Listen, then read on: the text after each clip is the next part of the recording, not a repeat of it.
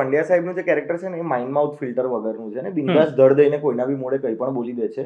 બરાબર. અને તો એના માટે હું થોડું ઘણું સારાભાઈ વર્સિસ સારાભાઈમાં જે મિસ્ટર સારાભાઈ છે એમની અમુક હરકતો ને એ બધું ખાલી નોટિસ કરતો હતો કે કારણ કે એમના જેવું જ ઓલમોસ્ટ લુક મારે તો મેન્ટેન કરવાનું હતું. ઊંચો છે, થોડી બોડી છે ને એવું, એટલે એમને જોતો હતો. પણ એમનું જે અમુક વસ્તુ હતી થોડી લાઉડ હતી ને મને કીધેલું તો આપણે લાઉડ નથી જવાનું.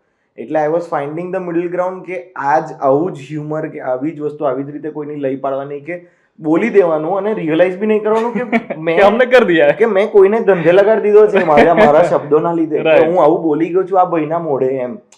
તો હવે એ વસ્તુ કર્યા પછી કેવી રીતે એક્સેપ્ટ કરવાનું ને એ રીતે ઘણું બધું રિસર્ચ કર્યું હતું મેં એમ. અને ઘરમાં તો મેં માર બી ખાધો થોડો કે મારી વાઈફને અમુક વસ્તુઓ કહી દીધી, મારા મમ્મીને અમુક વસ્તુઓ કહી દીધી, પપ્પાની સામે તો બહુ જ બીક લાગતી હતી પણ તો બી હિંમત કરી દીધી હતી મેં.